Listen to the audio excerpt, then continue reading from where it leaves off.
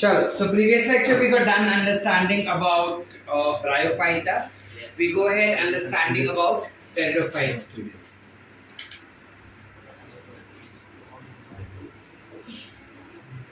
जब टेरिडोफाइट्स का बात करते हैं कुछ बेसिक चीजें हैं कि ये जनरली कोल्ड, डैम्प, मॉइस्ट और शेडी प्लेसेस पे ग्रो होता है. अपार्ट फ्रॉम दैट ये छोटे हो सकते हैं. They can be small to massive in size. They can be very small or even massive in size. बड़े हो सकते हैं. These are the first one which can be differentiated. It has proper body organization. म्हणजे काय? They will have root, they will have stem, and they would have leaves. ठीक है? इसके अलावा they are first vascular cryptogams. So when we say that they are first vascular cryptogams, meaning they will have xylem and they will have phloem.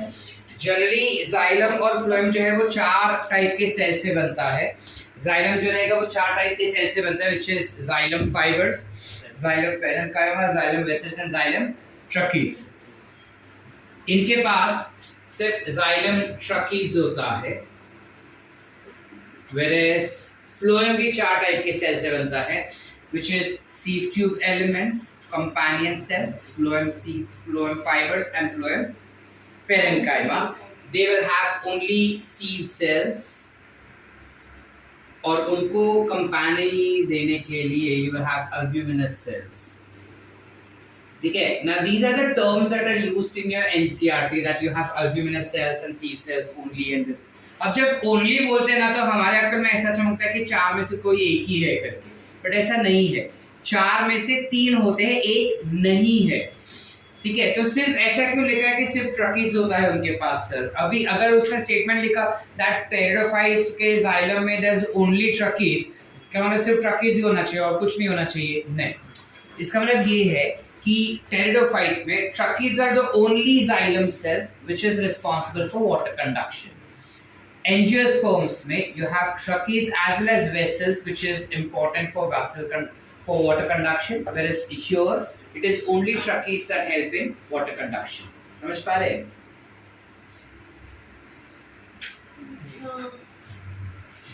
sieve cells क्या होते हैं और albuminous cells क्या होते हैं? जब sieve tube elements कहते हैं ना, जो angiosperms में दिखता है, कुछ ऐसे sieve tube होता है, उसके अंदर कुछ ऐसे plates होते हैं.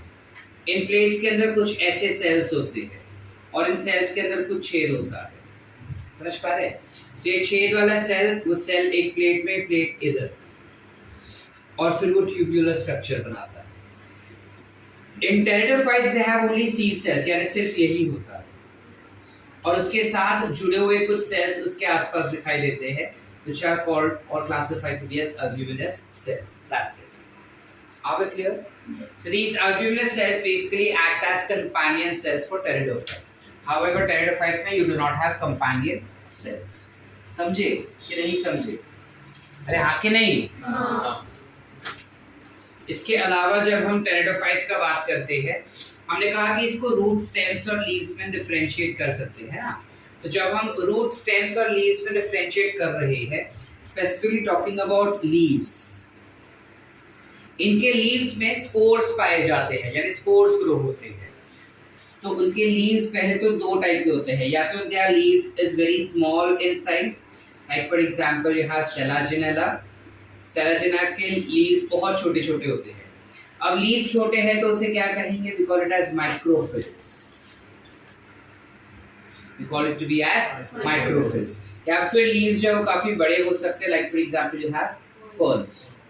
अब लीव्स बड़े हैं तो यू कॉल इट एज मैक्रोफिल्स.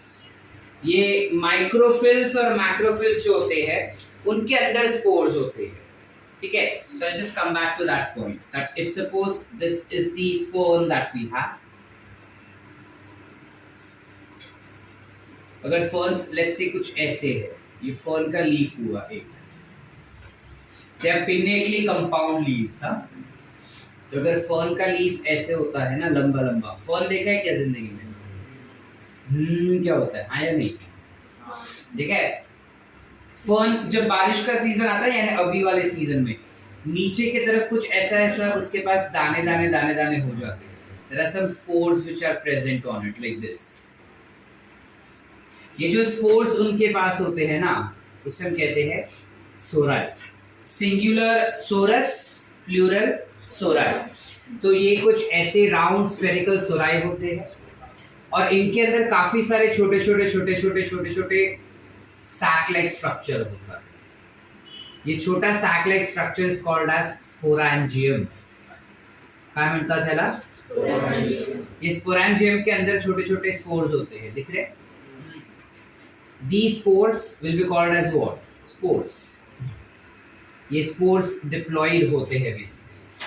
तो जब ये diploid spores meiosis करेंगे, they undergo meiosis and form haploid spores.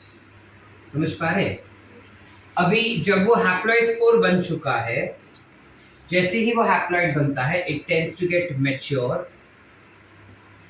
and gets released. It gets mature and gets released into onto ground.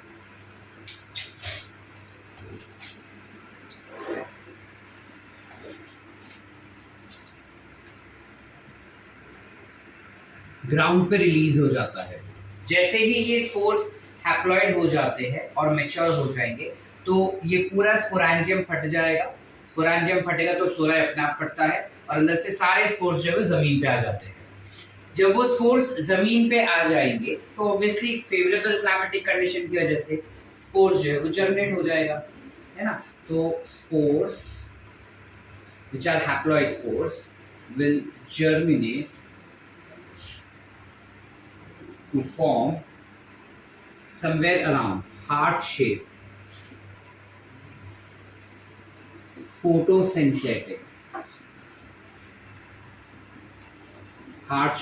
photosynthetic leafy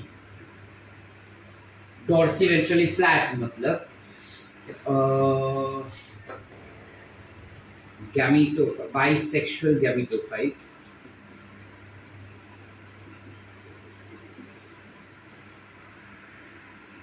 bisexual gametophyte called prothallus,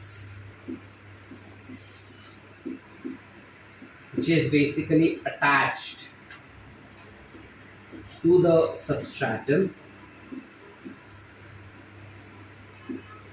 by rhizoids. Rhizoid के मदद से ये जो prothallus gametophyte होता है, जो heart shape का होता है, मतलब कुछ ऐसा होता है, वो ये हार्ट शेप का प्रोथैलस फोटोसिंथेटिक होता है, मतलब वो ग्रीन कलर का होगा. और फोटोसिंथेटिक होने के साथ साथ उसके अंदर दोनों male as well as female sex organs दिखाई देंगे.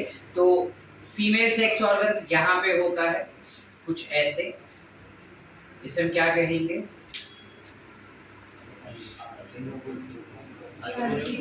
Archegonia. You can call it as archegonia. Also, you have male, which will be called as antheridium.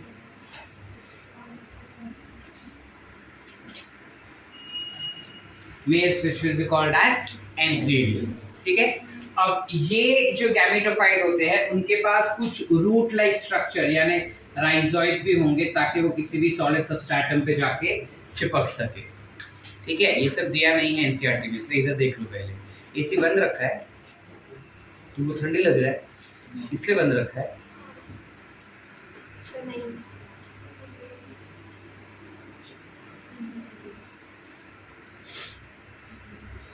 So you have काय? हो पाहिजेच. बाइसेक्सुअल गैमेटोफाइट्स होंगे जो फ्लैट होते हैं, ग्रीन कलर के होते हैं. इसके अलावा इनके गैमेटोफाइट्स में मेल और फीमेल दोनों रहते हैं, इसलिए बाइसेक्सुअल कहते हैं. एंड या अब बाकी process same as your bryophytes जैसा ही सेम होता है. Antheridium possess antherozoids which on maturation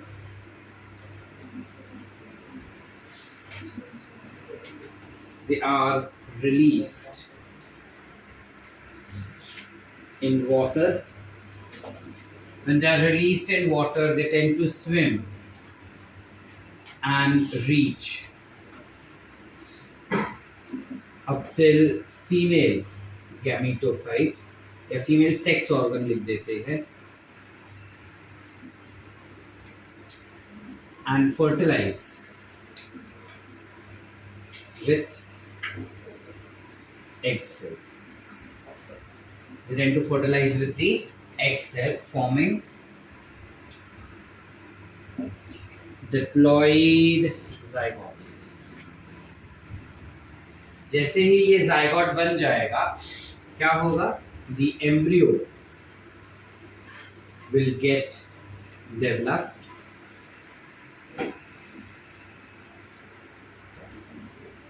One end of embryo will go down to absorb water, and the other end rise to form sporophytes. The sporophytes म्हणजे काय? Same सोराय वाला, समझे? ये sporophytes जब बनेंगे तब लीफ डेवलप करेगा, that is root stems and leaves develop करेगा. जो लीव्स होते हैं उन लीव्स के अंदर they will have something called as sorae present. Sorae will have sporangium within which spores are present. These spores are diploid in nature. They undergo meiosis to form haploid spores. Haploid spores जैसे ही mature हो जाते हैं वो बाहर नीचे गिरा दिए जाते हैं. नीचे मतलब पानी में गिर जाए, जमीन पे गिर जाएगा. जैसे ही जमीन पे गिरेगा, those spores get germinated to form heart-shaped photosynthetic leafy bisexual gametophytes, which is called as prothallus. That prothallus is attached to the substratum by rhizome. Prothallus have both male and female reproductive system. Male is called as antheridium, female is called as archegonium. Antheridium will have antherozoids which are motile in nature. As soon as antherozoids get mature, they will be released inside the water. They swim within the water and reach up till the female reproductive system. Fertilize with the egg cell, forms zygote, and then later on forms embryo. Embryo का एक and जाएगा नीचे for water absorption और दूसरा and आएगा ऊपर. ये सारा सब कुछ हो रहा है व्हेन योर एम्ब्रियो डेवलपमेंट और sporophyte development takes place on gametophyte itself. समझ पा रहे हैं? यानी गैमेटोफाइट के फीमेल रिप्रोडक्टिव ट्रैक्ट से ही नीचे की तरफ रूट्स आ रहा है और ऊपर की तरफ जो है वो स्पोरोफाइट डेवलप होता है. कुछ ऐसा प्रिमिटिव टाइप का स्पोरोफाइट्स डेवलप होता है. समझ पा रहे हैं? यानी sporophytes are develop on gametophyte itself. Now over here, जैसे हमने ब्रायोफाइट्स में देखा था कि गैमेटोफाइट लीफी होता है और sporophytes are non leafy in nature. यहाँ पे उल्टा हो जाता है. यहाँ पे sporophytes are more leafy. That is why here the sporophytic phase is dominant over gametophyte. समझ पा रहे? Yes or no? इसके अलावा इसमें काफी सारे एसेक्सुअल रिप्रोडक्शन भी हो सकता है. तो जब ये एसेक्सुअल रिप्रोडक्शन करेगा तो this will generally undergo something called as budding as a part of asexual reproduction.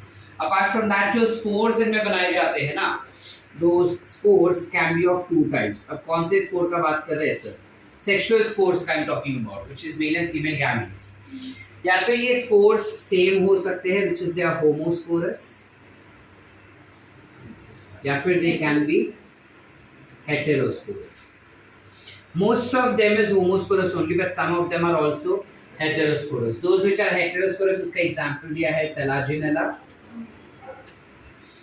and Salvia. ये दो एग्जाम्पल दिए हैं प्लांट्स के जिसके पास हेटेरोस्पोर्स होता है, यानी माइक्रो और मैक्रोस्पोर्स अलग अलग दिखाई देंगे अपने को. You can easily point out that these spores which are produced are of two types, एक छोटे साइज का और एक larger साइज का. Are we clear up till here? Everyone? Any doubts? Sorted? So this is nothing but about pteridophytes that we have to understand. Pteridophytes can further be divided into 4 different classes, which is Pteropsida, Coelopsida, Lycopsida and Pteridopsida. ठीक है, अब इनमें हमको examples भी दिए हैं, check करो वहां पे. When we talk about Coelopsida, you have Coelotum. Lycopsida will have Lycopodium and Selaginella. Spinopsida में you have Equisetum, and Pteridopsida will have Triopteris, Pteris and Adiantum. Adiantum is also called as walking fern, याद रखना. ठीक है, Adiantum is also called as walking fern, whereas Equisetum is an example of horsetail. तुमको ना इस particular topic के starting में बताया गया है कि प्लांट्स को 2 पार्ट में डिवाइड किए जाते हैं यहाँ पे, एक हॉर्सटेल और एक फर्न्स. फर्न्स जो होते हैं वो हम देख चुके हैं, तो वो कुछ नया नहीं है हमारे लिए. हॉर्सटेल क्या होता है? हॉर्सटेल ये प्लांट्स के जो ब्रांचेस होते हैं वो घोड़े के पूंछ जैसा दिखाई देता है, इसलिए उस टाइप के प्लांट्स को हम हॉर्सटेल कहते हैं. क्लियर है यहाँ तक? Any doubts? एनीवन? लिखना है कुछ बोर्ड से? जिससे लिखना है वो लिखो फटाफट. Now, when we talk about pteridophytes, now there's one thing which is seen that during the course of evolution, जब evolution हो रहा था ना, तब ये leaves जो होते हैं, ठीक है, मतलब let's say fern के leaves कुछ ऐसे हैं, तो evolution के समय पे ये कुछ plants के leaves जो है वो combine हो गए, तो कुछ ऐसे contract हुए, ऐसा conical structure बना है. तो इस conical structure को जिसमें spores बनता है उसे स्ट्रोबिलाई या फिर कोन कहते हैं, रिमेंबर दैट. और ये स्ट्रोबिलाई या कोन सीड जैसा एक्ट करता था, इस वजह से आज हम इसको कहते हैं कि टेरिडोफाइट्स जो होता है वो सीड हैबिटेट के प्रिमिटिव है, मतलब सीड हैबिटेट के एंसेस्टर्स है. ठीक है, चलो way with the next which is gymnosperms.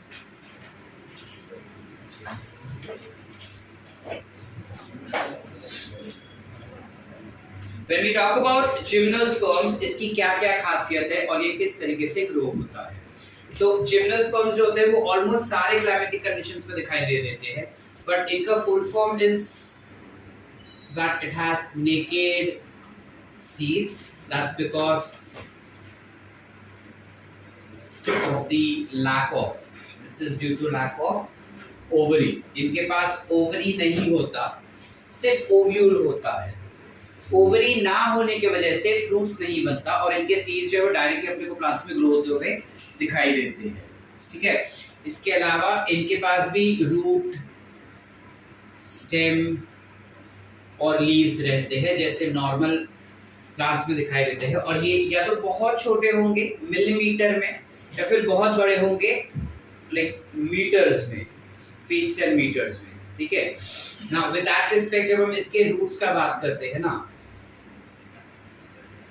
इनके पास अलग अलग टाइप के रूट्स हो सकते हैं. बट 2 प्लांट्स के रूट्स के बारे में अपने को स्पेसिफिक इंफॉर्मेशन दिया है, which is cycas and Pinus. बताया जाता है कि जो साइकस प्लांट होते हैं उसमें माइकोरिजे होते हैं इनके रूट्स में. जो पाइनस होता है उसके रूट्स में माइकोरिजे होते हैं. माइकोरिजे क्यों होंगे ये हम बायोलॉजिकल क्लासिफिकेशन में पढ़ चुके हैं कि वो दूर दूर से न्यूट्रिएंट्स लेकर आता है और पानी लेकर आता है, जिस वजह से वो काफी ज्यादा हेल्पफुल हो जाता है. तो पाइनस को वो उसी चीज में बहुत ज्यादा हेल्प करता है. Pinus as well as Citrus. जबकि साइकस का बात करेंगे तो इनके रूट्स कोरेलॉइड रूट्स होते हैं. कोरेलॉइड रूट्स क्या होते हैं? नाड़ी जैसा. अगर तुम कभी कोकोनट ट्री देख रहेंगे तो कोकोनट ट्री के लोअर बेस पे से यू हैव नाड़ी जैसा रूट्स कमिंग, नूडल्स जैसा रूट्स आता है बाहर. वो नूडल्स जैसे रूट्स जो बाहर आते हैं ना कोकोनट ट्री के नीचे से, वैसे वाले रूट्स को हम कहते हैं कोरोलॉइड रूट्स. वही रूट्स साइकस प्लांट में से भी मिलते हैं. ठीक है, तो इनके ये जो कोरोलॉइड रूट्स रहते हैं वो 3 पार्ट में डिवाइडेड होते हैं, आउटर, मिडल एंड इनर. इनका जो सेकंड लेयर होता है ना व्हिच इज मिडल लेयर में, इनके middle layer have something called as cyanobacteria. Why will they have cyanobacteria? क्या रीजन होगा cyanobacteria होने का? Very good, nitrogen fixation. ताकि ये प्लांट अपने खुद का नाइट्रोजन खुद ही बना सके, इस वजह से you see cyanobacteria present in there. आसान? Yes or no? चले आगे. फिर बात आता है इसके स्टेम के बारे में. इसके स्टेम का जब बात करेंगे again you have to you have Pinus as an example and you have Cycas an example. Pinus के जो stem होते हैं, these are branched, whereas इनका stem is unbranched. कभी गार्डन में गए रहेंगे तो गार्डन में काफी बार तुमने ऐसा कोकोनट प्लांट देखा रहेगा जो काफी छोटा होता है हाइट में, इतना इतना सा, और इतने से वो ग्रो ही नहीं होता, और उसके लीव्स अगर ध्यान से देखोगे ना तो काफी पॉइंटेड होते हैं। वो जो इतना सा तुमको प्लांट लगता है ना कि वो नारियल का झाड़ है, वो नारियल का झाड़ नहीं होता, वो साइकस होता है, ठीक है। उसके लीव्स काफी ज्यादा पॉइंटेड होते हैं, they have needle shaped leaves, their leaves are needle shaped.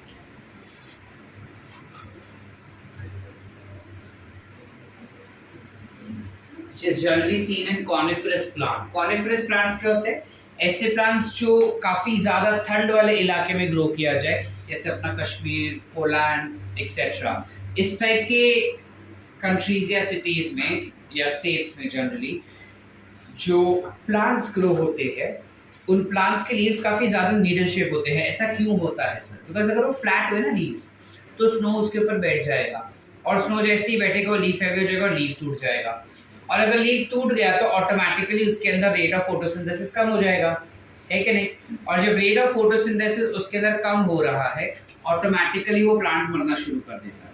So to avoid that, इस प्लांट के लीव्स जो रहते हैं वो नीडल शेप के रहेंगे, ताकि स्नो जो भी आएगा वो लीफ के टिप्स पे आके रुक जाएगा और बाद में गिर जाएगा अगर गिरना होगा। इसके साथ साथ इसके लीफ जो रहेंगे, इसके साथ साथ their leaves have sunken stomata. They have sunken stomata due to thick cuticle.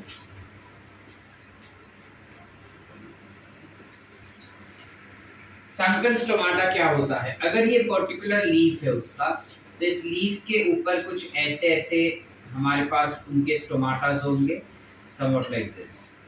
और इस स्टोमाटा के ऊपर you have cuticle which is present.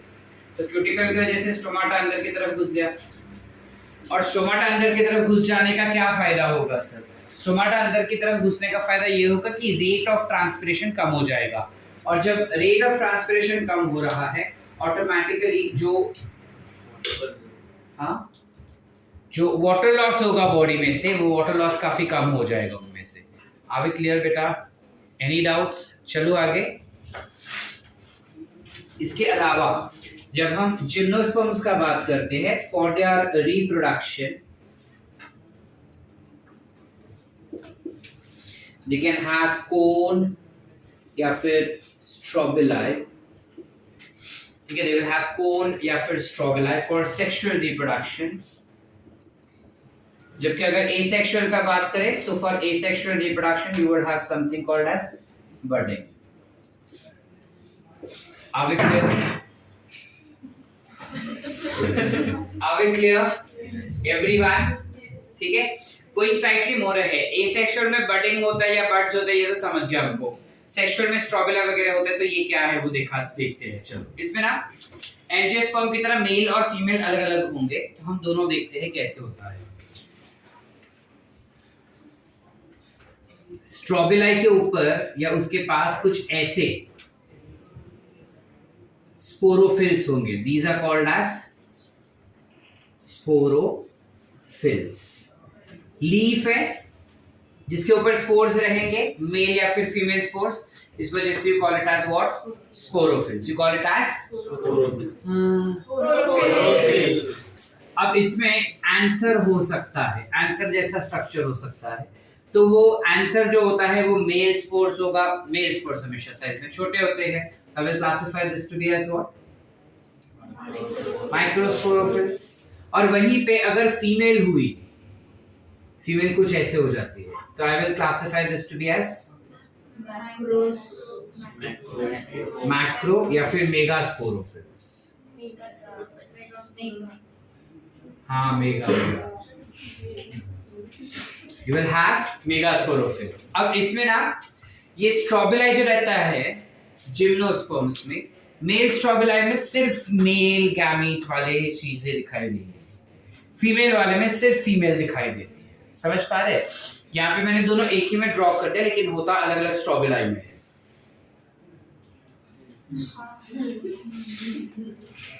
जब ये एंथर का बात करते हैं, जिससे एक्चुअली हम कहेंगे एंथ्रीडियम, इस एंथ्रीडियम के अंदर you will have pollen grains which are produced, and those pollen grains will have two non-motile male gametes. These are male gametes, which are obviously non-motile. Are we clear? Yes. So non-motile male gametes. चलो आगे। Yes. कुछ इस प्रकार हमारे male gametes या mail चीजें oriented होती है। इसमें एंथ्रीडियम को we will classify to be as mega sporangium। अब एज सच एंथ्रीडियम कुछ अलग से स्पेसिफाइड नहीं होता, इसलिए काफी बार male sporangium is nothing but strobili itself. Strobili को ही मेल स्पोरेंजियम कह दिया जाता है काफी बार, ठीक है। जैसे probably in your NCERT they have given male sporangium as male cones या फिर मेल स्ट्रोबिलाई, जिसके अंदर के एक एक लीव्स जो रहेंगे they will be classified as microsporophylls. Are we clear up till here? Yes और नो? Yes. मेगास्पोरेंजियम नहीं होगा, मेल है, दिस विल बी माइक्रोस्पोरेंजियम। ठीक है? मेल रिप्रोडक्टिव सिस्टम क्लियर है? Yes. फीमेल का बात करेंगे तो फीमेल के पास होते हैं megasporangium. Megasporangium is nothing but ovule. इनके ओव्यूल कैसे होते हैं? ये हो गया इनका ओव्यूल कुछ ऐसे,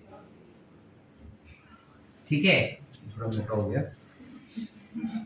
इनका ओव्यूल कुछ ऐसे होता है। इस ओव्यूल के बाहर वाले रीजन को we will classify as integuments. अब इनके पास देखो एक ही इंटेग्यूमेंट है, इस वजह से हम इसे कहते हैं यूनिटेग्मिक। एंजियोस्पर्म्स के पास दो होते हैं, इनके पास एक ही होता है, इस वजह से हम कहते हैं यूनिटेग्मिक। ठीक है? ये पूरा अंदर का रीजन क्या हो जाएगा? न्यूसेलस। अंदर के रीजन को कह देंगे हम क्या? न्यूसेलस। ठीक है? इस न्यूसेलस के यहाँ पे एक पर्टिकुलर स्पोर होता है which is classified to be as mega microspore mother cell, या फिर you call it as pollen mother cell. So megaspore mother cell which is generally diploid in nature. ठीक है? यही को अगर मैं जूम करके थोड़ा इधर बता दूं अब आगे वाला process.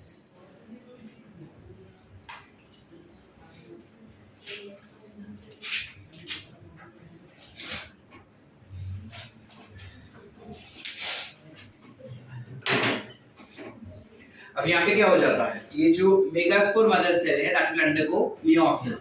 Now when it is undergoing meiosis you will have 4 cells opting. बराबर है? meiosis होगा तो कितने? 4 सेल मिलेंगे हमको। अब 4 सेल मिलते हैं, उसमें से 3 जो है वो डीजेनरेट हो जाते हैं। 3 डीजेनरेट हो गए? हो गए? एक फंक्शनल मेगास्पोर बचा। ये फंक्शनल मेगास्पोर माइटोसिस करेगा। माइटोसिस करेगा तो क्या होगा? 2 सेल्स बनेंगे, एक सेल ऐसा, एक सेल ऐसा। ये 2 सेल में से एक सेल वापस माइटोसिस करता है, तो मुझे मिलता है तीसरा cell which is responsible for formation of something called as endosperm. ये पूरा भर जाएगा, लेकिन मैं पूरा नहीं दिखा रहा। तो इसका एंडोस्पर्म हमेशा कैसा होगा? समझ पा रहे? कि बाउंसर हो रहा है। ये पूरा एंडोस्पर्म होगा, यानी nucellus will be replaced by endosperm before fertilization, and that is why their endosperm is always haploid. और यहाँ पे बीच में 2 दिख रहे हैं खूंखार आंखें वाली, these are nothing but archegonium. क्या कहते हैं इसे? आर्केगोनियम। इसके आर्केगोनियम में, हर एक आर्केगोनियम में 2-2 एग सेल्स होंगे। कैसे होंगे सर? माइटोसिस से। ठीक है? अब क्या होता है, ये जो पोलन ग्रेन था ना उधर से, वो पोलन ग्रेन सीधा आके इधर चिपक जाता है, और चिपकने के बाद it will form a very small pollen tube. ऐसा छोटा सा पोलन ट्यूब बनाता है, और जैसे ही वो आर्केगोनियम को टच करता है ना, वो एक्साइट हो जाता है और फट जाता है, और फटते ही एक मेल गैमेट जो रहेगा, one male gamete fuses with one egg cell, another male gamete fuses with another egg cell. ऐसा दूसरा आर्केगोनियम में भी होगा क्या? हाँ।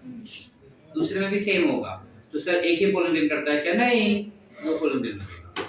ठीक है, sort Yes. Everyone, Yes. Any doubts? उसका शिल्डर आगे को कैसे बना मुझे बता। क्या बेटा? आगे को कैसे बना मुझे? आर्की को नियम कैसे बना वो नहीं समझा। तेरे पास एक मेगास्पोर मदर सेल था, ये 2n था, इससे तेरे को 4 सेल्स मिले, ये चारों चार n टाइप के थे, बराबर है। इसमें से 3 मर गए, एक ही जिंदा रहा। ये माइटोसिस किया, अभी माइटोसिस करके 2 सेल्स बने, इसमें से एक वापस से डिवाइड हुआ, तो ये एक तो था ही और 2 और नए बने। इसमें से एक जो है वो एंडोस्पर्म बनता है और दूसरे 2 जो रहेंगे वो आर्किगोनियम बनेंगे। समझे कि नहीं समझे? जेनेटिक वेरिएशंस आता है and it forms archegonium. Ronald क्या हुआ? So reason क्या है कि वो 3 degenerate हुए? वो 3 डिजेनरेट होते हैं बिकॉज जब वो डिवाइड होके यहाँ तक पहुँचते हैं ना, ये जो अब जब ये ऐसे डिवाइड हो जाएंगे ना, जो ऊपर वाला रहता है वो सेल हमेशा बड़ा होता है, तो वो सारे न्यूट्रिएंट्स खा जाता है, तो नीचे वाले को न्यूट्रिएंट्स कम मिलता है। अब जब नीचे वाले को न्यूट्रिएंट्स कम मिलता है तो वो बोलता है कि ऊपर वाला एक तो हमारे ही बिरादरी का है, हम मर जाते हैं, कम से कम एक तो सर्वाइव करे, जनरेशन तो आगे बढ़ेगा। Not literally that means just that नीचे वाले 3 को कम न्यूट्रिएंट्स मिलते हैं, ऊपर वाले को ज्यादा न्यूट्रिएंट्स मिलता है, तो वो सारे न्यूट्रिएंट्स ले लेता है, नीचे वाले को नहीं मिलता, इसलिए नीचे वाला मर जाता है और सिर्फ ऊपर वाला सर्वाइव करता है। तो फिर हर कंडीशन में सिर्फ 3 ही मरेगा और एक ही रहेगा। जनरेटिव एंड वेजिटेटिव सेल, क्या बेटा? वेजिटेटिव सेल रहेगा और जो नहीं, उससे डीजेनरेटिव नहीं, you call it as functional megaspore and degenerative megaspore. You never classify as vegetative because ये सारे रिप्रोडक्टिव पार्ट है, so nothing of this will be vegetative. Clear है Yes. सबको बेटा? Yes. कोई डाउट है? वो फर्टिलाइज हो गया, अब फर्टिलाइज होने के बाद क्या होगा? एंडोस्पर्म बन गया, फर्टिलाइज हुआ तो जाइगोट बन गया, जाइगोट बनेगा एम्ब्रियो, तो एक सीड रहेगा जिसमें you have embryo and you have endosperm present, और बाहर की तरफ एक ही सीड कोट होगा बिकॉज़ एक ही इंटेग्यूमेंट है। ये सीड जैसे ही सॉइल में जाएगा वो जर्मिनेट हो जाएगा, जर्मिनेट होकर नया प्लांट निकलेगा, नए प्लांट में यही सारे कैरेक्टरिस्टिक फीचर्स होंगे। आसान।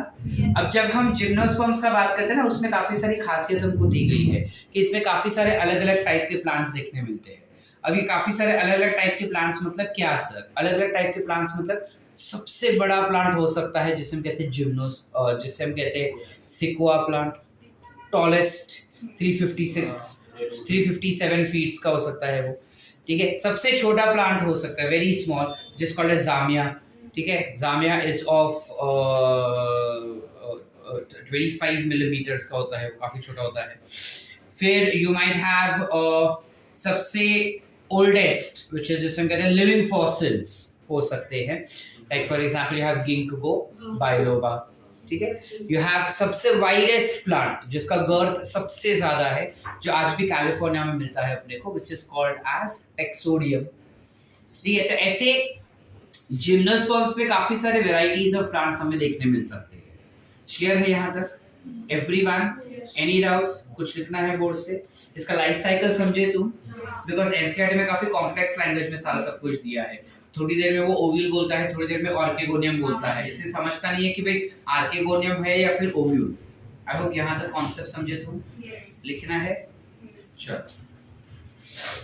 मैंने बोला ज्यादा है, लिखा कम है, डायग्रामेटिक एक्सप्लेनेशन दिया है, तो प्लीज एक्सप्लेन कर देना अगर लिख रहे हो तो।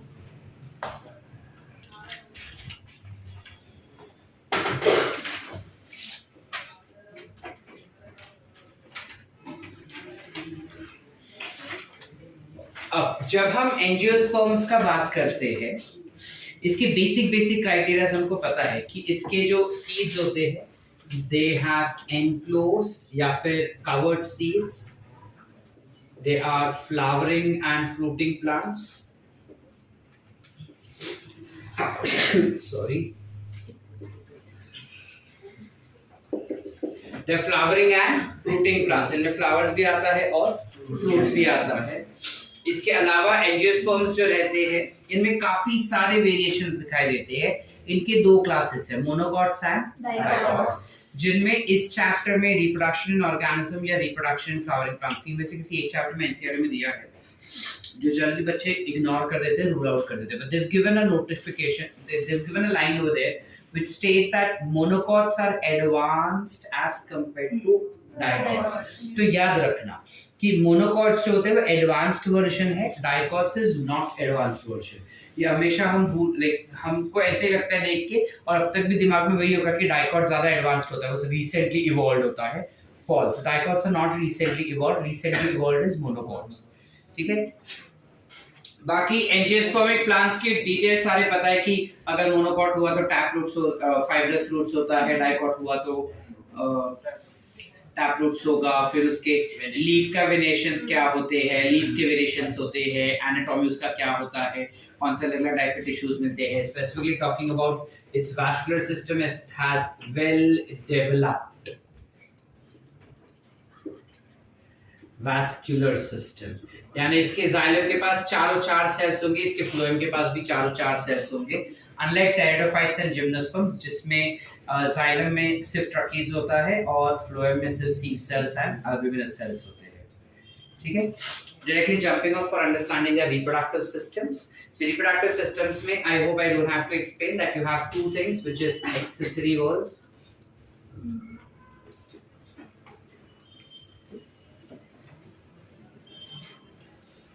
You have something called as accessory valves which includes calyx and corolla. Yeah, sepals and petals. You have essential valves which includes androecium and gynoecium, that is nothing but stamen and pistil या फिर carpel. ठीक है. बात करेंगे जब stamen की, तो stamen will have anther present on their and filament present on their. ठीक है. इसके ना कुछ टर्मिनोलॉजीज हम पहले पढ़ लेते हैं जो काफी ज्यादा इंपॉर्टेंटली आता है. You have something called as microsporophyll. Microsporophyll is nothing but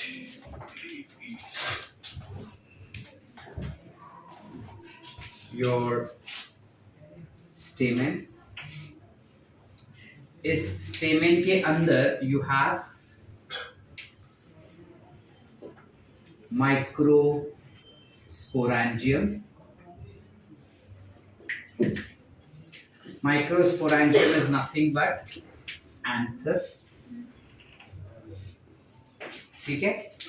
anther के अंदर you will have something called as microsporangia. You have something called as microsporangia. Microsporangia is nothing but pollen sac. इस pollen sac के अंदर you will have microspores.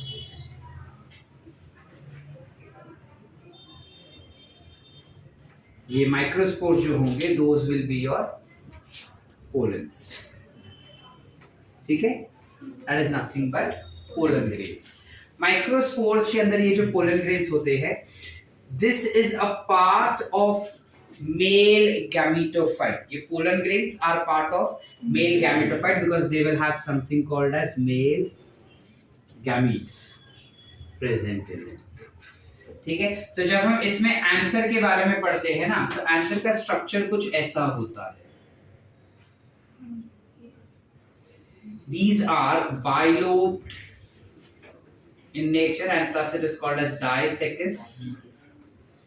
एक के अंदर चार locules होते हैं, इस वजह से you also call it to be as tetralocular. Or it is tetralocular. इनके पास चार अलग अलग टाइप के वॉल्स होते हैं. There are 4 different types of walls. Now what are these 4 different types of walls that we see in them? सबसे बाहर एक पर्टिकुलर वॉल होता है. सबसे बाहर एक सिंगल फ्लैट सेल्स का एक लेयर होता है. फ्लैट सेल्स का एक सिंगल लेयर होता है. इस सिंगल लेयर को you call it as epidermis layer. What is the functional role of epidermis? Epidermis is responsible for protection. ठीक है. इसके अंदर फिर से एक लेयर होता है, सिंगल लेयर होता है सेल्स का. इन सेल्स के लेयर को या इस लेयर ऑफ सेल्स को you call it as endothecium. ये एंडोथीशियम सेल्स जो होते हैं उनके साइटोप्लाज्म में भर भर के कैलोस शुगर होता है। ये कैलोस शुगर की वजह से वो बन जाता है हाइग्रोस्कोपिक। हाइग्रोस्कोपिक म्हणजे काय? Moisture absorption. तो सिनेरियो क्या होता है, जब पोलन ग्रेन्स इनमें मैच्योर हो जाते हैं तो ये that has been sensed by endothecium. As soon as endothecium senses के पोलन ग्रेन्स मैच्योर हो चुके हैं, वो आसपास के रीजन से मॉइस्चर एब्जॉर्ब करेगा। मॉइस्चर एब्जॉर्ब करेगा तो ऑब्वियसली एंडोस्मोसिस हो रहा है, यानी पानी सेल्स के अंदर जा रहा है। पानी जैसे सेल्स के अंदर जाता है तो सेल्स पूरा टर्जिड हो जाता है और फट जाता है।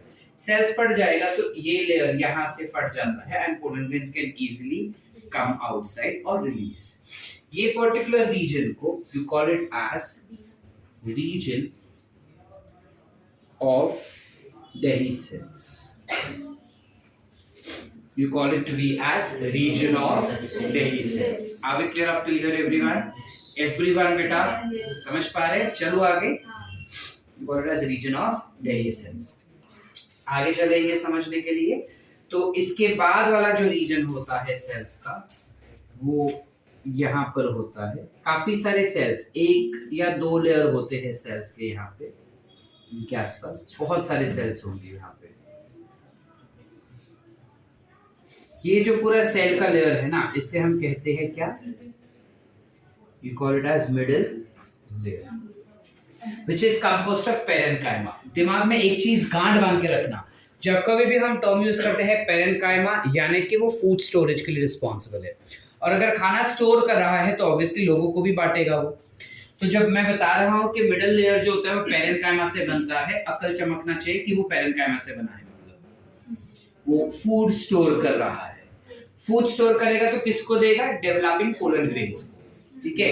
डेवलपिंग पोलन ग्रेन्स को वो देगा ताकि वो न्यूट्रिएंट्स उसके पास से ले सके। क्लियर है एवरीवन? अब मस्त बात क्या है कि जब पोलन ग्रेन्स मैच्योर हो जाते हैं तब दो पोलन सैक के बीच का जो मिडिल लेयर होता है वो पूरी तरह से मिट जाता है, पूरी तरह से डीनेचर हो जाएगा, और डीनेचर होने के साथ साथ ऊपर और नीचे वाला जो पोलन सैक है वो मर्ज हो जाता है कुछ ऐसे। मर्ज हो जाने के बाद वहां पे एक छेद आ जाता है जिस वजह से अंदर के सारे पोलन ग्रेन्स जो बाहर आ सकते हैं। समझे? यानी एंडोथीशियम का फटना और मिडिल लेयर का टूटना दोनों साथ में ही होता है ताकि पोलन ग्रेन्स बाहर आसानी से आ सके पॉलिनेशन के लिए। Are we clear? समझे कि नहीं समझे? Any doubts up till here? Clear है कॉन्सेप्ट? चलो आगे।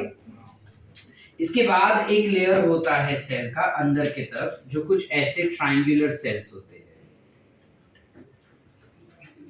इस सेल्यूलर लेयर को हम कहते हैं tapetum. People also call it as tapetum, but it's actually tapetum. ठीक है? टेप्टम बहुत ही ज्यादा इंपॉर्टेंट टाइप का सेल है पूरे एंथर में। ऐसा क्यों बोल रहे हैं सर? क्योंकि पोलन ग्रेन्स को जो भी केमिकल्स चाहिए या पोलन ग्रेन के स्ट्रक्चर में जो भी चीज हमको दिखाई देती है, चाहे वो साइटोप्लाज्म हो, वो उसके दोनों सेल वॉल हो, साइटोप्लाज्म के अंदर के केमिकल्स हो like hormone, protein, vitamin, minerals, sugar, lipids नहीं होते उसके अंदर, पेक्टिन, कैलोस एक्सेट्रा, ये जो भी केमिकल्स है ना, सारे केमिकल्स टेप्टम से ही आता है। उसके सेल वॉल और सेल मेम्ब्रेन के लिए जो भी केमिकल्स रहेंगे वो सारे टेप्टम से आता है। तो वो खुद क्या करता है सर? खुद कुछ नहीं, खाली अपना न्यूक्लियस लाता है, बाकी का सारा चीज टेप्टम बना के देता है उसको। डिड वी अंडरस्टैंड और नॉट? अब क्योंकि टेप्टम इतना ज्यादा काम कर रहा है, इतना मतलब खुद का तो देख ही रहा है लेकिन दूसरे सेल को भी संभाल रहा है, इस वजह से टेप्टम का खुद का साइटोप्लाज्म काफी डेंस होता है। डेंस म्हणजे थिक असतं, ते जाड असणार खूप त्याचं साइटोप्लाज्म, कारण का त्याच्या साइटोप्लाज्म मध्ये खूप जास्त न्यूट्रिएंट्स असणार आहे स्वतःसाठी सुद्धा आणि पोलन ग्रेन साठी सुद्धा, त्यामुळे त्याचं साइटोप्लाज्म खूप जाड असणार आहे। प्लस त्याचं जे न्यूक्लियस असतात त्याला आपण पॉलीप्लॉइड म्हणतात। वी से दैट टेप्टम के न्यूक्लियस इज पॉलीप्लॉइड। पॉलीप्लॉइड क्यों? पहले तो ये बताओ कि पॉलीप्लॉइड का मीनिंग क्या होता है सर? हमको वही नहीं पता। अरे वाह, क्या बात है। जब एक पूरा क्रोमोसोम का सेट एक्स्ट्रा होता है सेल के अंदर तो हम उसे कहते हैं पॉलीप्लॉइड। मतलब मेरे पास 23 क्रोमोसोम्स के दो सेट्स हैं, एक मम्मी के पास से एक पापा के पास से। अगर गलती से एक और सेट बढ़ गया ना तो मैं उस सेल को कह दूंगा पॉलीप्लॉइड। इस स्टेपटन के पास पॉलीप्लॉइड न्यूक्लियस होता है। अब क्वेश्चन अराइजेस कि क्यों पॉलीप्लॉइड होगा सर इसके पास? क्योंकि अगर वो इतना सारा काम कर रहा है तो कमांड भी सेल के अंदर उतने सारे जाने चाहिए, इस वजह से एक्स्ट्रा सेट ऑफ क्रोमोसोम्स होते हैं उसके पास। Are we clear? यस और नो बेटा? Yes. चलो आगे। हाँ. इसके एग्जैक्ट सेंटर में हमारे पास कुछ सेल्स होते हैं ऐसे। इन सेल्स को you call it as sporogenous cells, या फिर you can also call these particular cells to be as pollen mother cell. You call it as pollen mother cell या फिर sporogenous cells. ये pollen mother cells क्या करते हैं? pollen mother cells जो होते हैं वो खुद डिप्लॉइड होते हैं। They tend to undergo meiosis और meiosis की वजह से वो हमको दे देते हैं कितने? 4 haploid pollen grains. Are we clear? समझे कि नहीं समझे? ये हो गया तुम्हारा पूरा मेल रिप्रोडक्टिव सिस्टम। यहाँ तक क्लियर है? चलो आगे। एवरीवन, एनी डाउट सो फार? चलो, let's go for the female reproductive system. Female reproductive system have terminologies like megasporophyll.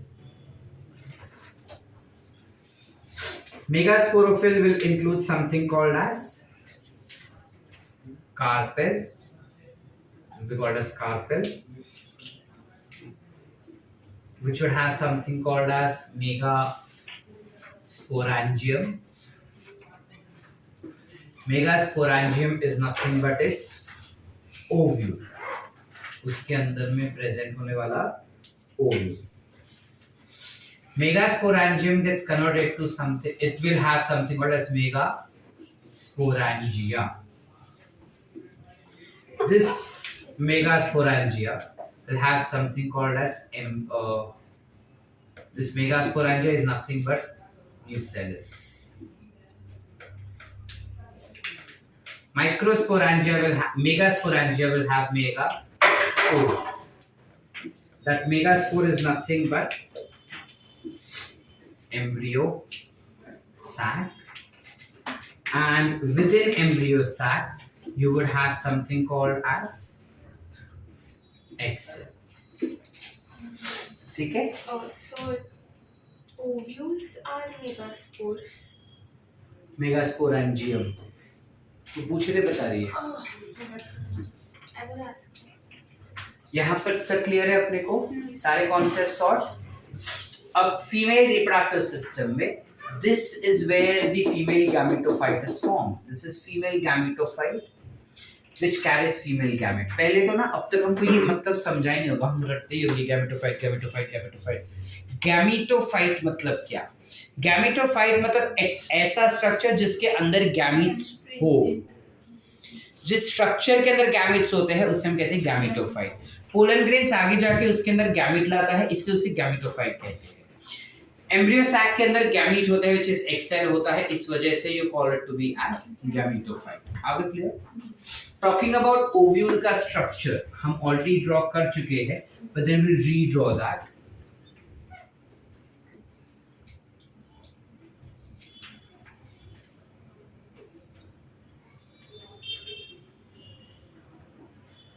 Ovule जो होता है वो कुछ ऐसा होगा एंजियोस्पर्म का, जिसमें दिस बिकम्स न्यूसेलस।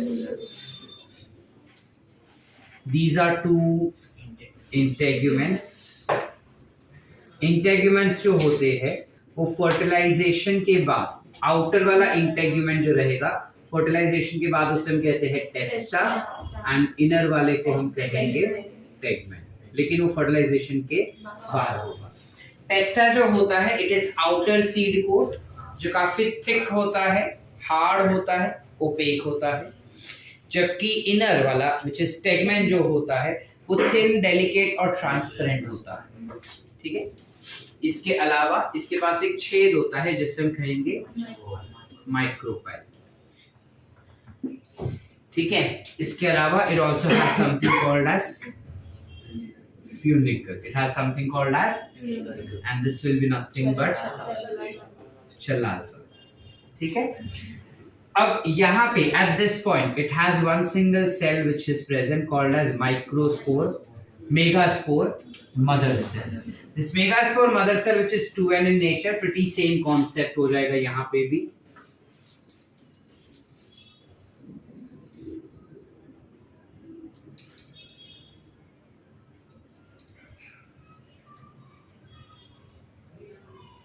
यहाँ पे भी सेम कॉन्सेप्ट हो जाता है कि ये जो मेगास्पोर मदर सेल होता है वो डिवाइड होके 4 सेल बनाता है, जिसमें एक सेल बड़ा होता है और 3 छोटे.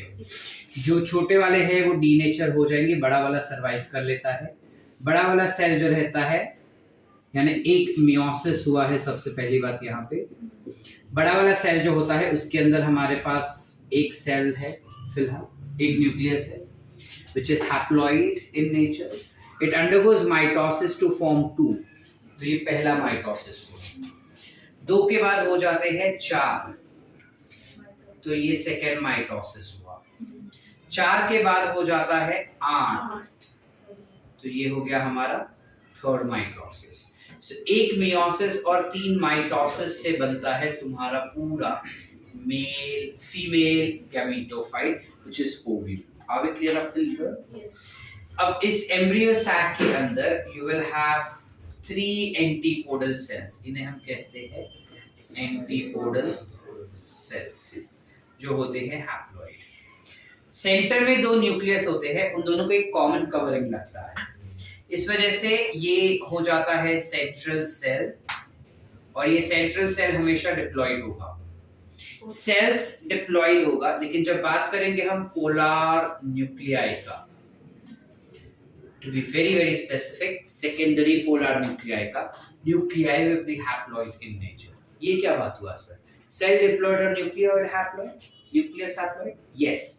Cell diploid because एक सेल के अंदर 2 न्यूक्लियस है, और nuclei हमने haploid कहा because एक nuclei haploid है. Interesting, perfect. इसके अलावा यहाँ पे नीचे की तरफ 2 सेल्स होते हैं. इन दोनों सेल्स को हम कहते हैं synergens. और ऊपर एक सेल होता है जिसे हम कहते हैं एक्स सेल. यहाँ तक क्लियर है सबको? Any doubts? अब सिनेरियो क्या होता है, जब पोलन ग्रेन्स बाहर निकलता है ना, तब उसके पास 2 सेल्स होते हैं. यानी एंथर से जब बाहर निकलेगा तब उसके पास 2 सेल्स होते हैं. एक सेल को हम कहते हैं वेजिटेटिव सेल, और दूसरे को हम कहते हैं जनरेटिव सेल. जनरेटिव सेल हमेशा छोटा होता है और वेजिटेटिव हमेशा बड़ा होता है. यानी यहाँ पे जो हमको पोलन ग्रेन्स मिले हैं, this will undergo first mitosis to provide us generative and vegetative cell, जो हमको वहां पे दिखाई दे रहा है. Are we clear? यस और नो बेटा? Yes. 2 सेल्स बन जाएंगे. वेजिटेटिव सेल्स जो होंगे बेसिकली वो पोलन ट्यूब बनाएगा, और generative cells male gamete generate करेगा. 60% एंजियोस्पर्म्स जो रहते हैं उनके पोलन ग्रेन्स हमेशा 2 सेल स्टेज में ही पॉलिनेट होते हैं, यानी कि 1, 2 इस फेज में भी होते हैं. लेकिन 40% ऐसे एंजियोस्पर्म्स है जिनमें ये जनरेटिव सेल्स जो है ना, वो 2 मेल गैमेट बना लेते हैं. समझ पा रहे कि नहीं? जनरेटिव सेल्स 2 मेल गैमेट बना लेते हैं और फिर वो रिलीज होते हैं. समझे? Yes. यानी 40% प्लांट्स में you have 3-celled pollen grains which are pollinated. 60% plants में you have pollen grains which are pollinated are always in 2-cell stage. Are we clear everyone? Can I go ahead? Yes. Pollen grain जैसे ही stigma पे चिपकता है ना, pollen grain जैसे ही stigma पे चिपकता है, वो stigma के ऊपर पाए जाने वाले शुगरी वाटर को एब्जॉर्ब करता है, और वो एब्जॉर्ब करने की वजह से बनाता है पोलन ट्यूब. ये जो पोलन ट्यूब वो बनाता है उसके अंदर मेल गैमेट साथ में ट्रांसफर होता है. इस प्रोसेस को you call it as siphonogamete. You call it as siphonogamy. ये प्रोसेस जो होता है जिसमें पोलन ट्यूब दो नॉन मोटाइल पोलन ग्रेन्स को ट्रांसपोर्ट करवाता है, उसे हम कहेंगे क्या? साइफोनोगैमी। आगे क्लियर बेटा? एवरीवन? Any doubts? चलो आगे। अब ये आगे जाता है और यहाँ चलाजा पे आके रुक जाता है। अब वो ढूंढता है किधर है मेरी हीरोइन, लेकिन हीरोइन को बैलेंस किया है उसकी दो बहनों ने, सिनर्जिड्स। ठीक है, अब बहनें क्या करती है, जीजा जी आ रहे ना, तो बहनें कुछ केमिकल्स बेचते हैं। वो केमिकल्स को सेंस करके ये पोलन ट्यूब देख लेता है, वो इधर छुपे मेरी हीरोइन, तो घूम के आता है और माइक्रोपाइल के द्वारा एम्ब्रियो सैक के अंदर घुस जाता है। जब माइक्रोपाइल के द्वारा वो एम्ब्रियो सैक के अंदर घुस जाता है तो जीजाजी आए तो जो उसकी सालिया है वो उसको पानी दी, पानी देते ही वो फट जाता है। जैसे ही वो पानी पीता है ना, उसका टिप फट जाता है। फट गया तो दो मेल गैमेट बाहर निकलता है, एक सेकेंडरी न्यूक्लियाई के साथ फ्यूज होगा और एक एक्स सेल। जो सेकेंडरी न्यूक्लियाई के साथ फ्यूज होता है, सेकेंडरी न्यूक्लियाई के साथ अगर मेल गैमेट फ्यूज हो रहा है तो वो उस प्रोसेस को हम कहेंगे ट्रिपल फ्यूजन, जिससे बनता है प्राइमरी एंडोस्पर्मिक न्यूक्लियस या फिर प्राइमरी एंडोस्पर्मिक सेल, जो हमेशा होगा ट्रिप्लॉइड। ठीक है, और जो एग सेल के साथ मेल गैमेट फर्टिलाइज होता है उस प्रोसेस को हम कहते हैं syngamy, which produces something called as zygote, जो होता है डिप्लॉइड। ये zygote आगे जाके एम्ब्रियो बनाएगा और प्राइमरी एंडोस्पर्मिक न्यूक्लियस आगे जाके एंडोस्पर्म बनाएगा। इनके एंडोस्पर्म ट्रिप्लॉइड होते, जिम्नोस्पर्मिक एंडोस्पर्म आर ऑलवेज हैप्लॉइड। इनके ट्रिप्लॉइड होने की वजह से जो फ्लावरिंग प्लांट्स होते हैं उनके सीड्स ज्यादा वायबल होते हैं एज कंपेयर टू जिम्नोस्पर्म्स। ये क्या बात हुई सर? वायबल मतलब क्या? वायबल मतलब जनरली कोई भी फ्लावरिंग प्लांट्स के सीड्स तुम तोड़ दो और तोड़ के जमीन में गाड़ो ना, गाड़े भी नहीं और ऐसे ही फेंक दो खाली, वो अपने आप उगेंगे, क्योंकि उसमें उतनी ज्यादा क्षमता होती है नए प्लांट को ग्रो करने की। क्यों होती है? बिकॉज उनका एंडोस्पर्म ट्रिप्लॉइड होता है, इस वजह से। एक रीजन ये है। जबकि जिम्नोस्पर्म्स के सीड्स अगर तुम छोड़ दोगे ना जमीन पे तो वो इतनी आसानी से ग्रो नहीं करेगा। क्यों नहीं करेगा? बिकॉज उनके एंडोस्पर्म्स हैप्लॉइड होते हैं, इस वजह से। आर वी क्लियर एवरीवन बेटा? समझ पा रहे हैं? सबको समझा? सबसे बड़ा एंजियोस्पर्मिक प्लांट अगर कोई रहेगा, एंजियोस्पर्मिक ट्री होगा कोई, तो दैट इज यूकलिप्टस। यूकलिप्टस म्हणजे नीलगिरी। और सबसे छोटा अगर कोई होगा तो दैट इज वुल्फिया। ठीक है, वुल्फिया सबसे छोटा होता है। Are we clear? पूरा angiosperm sorted? Any doubts up till here?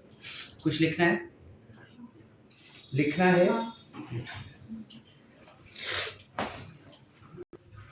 The next thing that we have in this chapter to understand is about alternation in generation.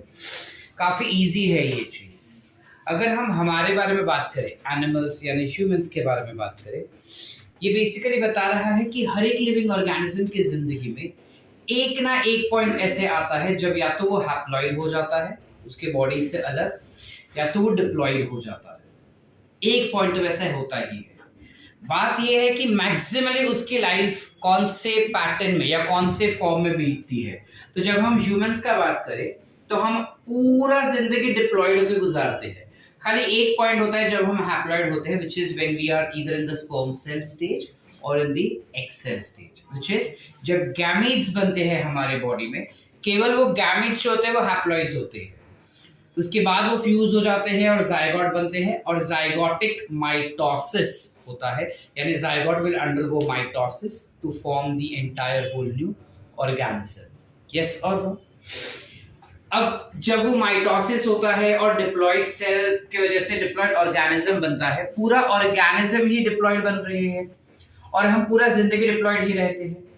इस वजह से हमारा जो लाइफ साइकिल होता है उसे हम कहते हैं that we belong to a diplontic life cycle. Plants के अंदर डिप्लॉन्टिक लाइफ साइकिल जो होता है वो हायर प्लांट्स में होता है, which is like angiosperms and gymnosperms. उनके अंदर सिर्फ जब पोलन ग्रेन्स और एक्स सेल बनता है या एम्ब्रियो सैक बनता है, उस समय पे वो हैप्लॉइड रहते हैं। बाकी वो पूरा स्ट्रक्चर डिप्लॉयड में ही या पूरा जिंदगी डिप्लॉयड होते हुए ही बीतती है उनकी। कुछ प्लांट्स ऐसे हैं जैसे अलगे जो होते हैं, अलगे में उनका पूरा जिंदगी हैप्लॉयड बीतता है, सिर्फ जब वो जाइगोट बनता है ना तब डिप्लॉयड होता है। उनमें कैसा सीन होता है that you have male gamete and female gamete which fertilize to form zygote. Male and female gamete is haploid of course, it fertilize to form zygote which is diploid. ये zygote आगे meiosis करता है, instead of mitosis it performs meiosis. Meiosis करते ही वो हमको haploid spores देता है। ये हैप्लॉइड स्पोर्स जो होते हैं वो आगे डेवलप होते हैं, पूरा ऐसा स्पोरोफाइट बनाते हैं, गैमेटोफाइट्स बनाएंगे उसमें से, और बाद में जो गैमेटोफाइट्स बनते हैं उसमें से जो गैमेट्स बनेगा ना वो गैमेट्स भी हैप्लॉइड ही होंगे and those are produced by mitosis. Mitosis से हैप्लॉइड गैमेट बनते ही वो गैमेट्स वापस फ्यूज हो जाएंगे टू फॉर्म डिप्लॉयड जाइगोट। यानी सिर्फ वो जाइगोट वाला पार्ट डिप्लॉयड होता है, बाकी पूरा पार्ट उसका हैप्लॉयड होता है। समझ पा रहे? इस वजह से अलगे जो होते हैं उनका पूरा life cycle is classified to be as haplontic life cycle. Are we clear? However, कुछ अलगे ऐसे होते हैं जो डिप्लॉन्टिक लाइफ साइकिल भी परफॉर्म करते हैं, लाइक फ्यूकस। फ्यूकस में लाइफ साइकिल डिप्लॉन्टिक होता है ना कि हैप्लॉन्टिक। कुछ प्लांट्स ऐसे होते हैं जैसे ब्रायोफाइट्स और टेरिडोफाइट्स हुए तुम्हारे। ब्रायोफाइट्स और टेरिडोफाइट्स में चीजें थोड़ी अलग है। अगर हम साइकिल्स जब लिखे थे तब ध्यान दिए रहेंगे तो उनका कुछ जिंदगी हैप्लॉइड होते हुए गुजरता है, कुछ जिंदगी डिप्लॉयड होते हुए गुजरता है। यानी उनके पास सब्सटैंशियल अमाउंट यानी काफी अच्छा खासा जिंदगी उसका हैप्लॉइड है और अच्छा खासा जिंदगी डिप्लॉयड है। इस वजह से उनका लाइफ साइकिल को हम कहते हैं हैप्लोडिप्लॉन्टिक लाइफ साइकिल। क्या कहेंगे? Haplodiplontic life cycle.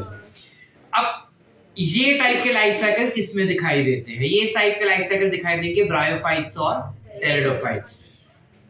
कुछ अलगे भी है जो हैप्लोडिप्लॉन्टिक टाइप के लाइफ साइकिल दिखाते हैं, जैसे for example you have Ectocarpus and you have Polysiphonia. Are we clear up till here? Yes. Any doubts so far? So that's all that we needed to understand with Kingdom Plantae chapter. I hope पूरा chapter समझा तुमको? Everyone? I'll send you a DPP of this in your group. Solve that. Next week when I come back again, we'll discuss them in detail. If you all have any doubts, we'll discuss those doubts. ठीक है?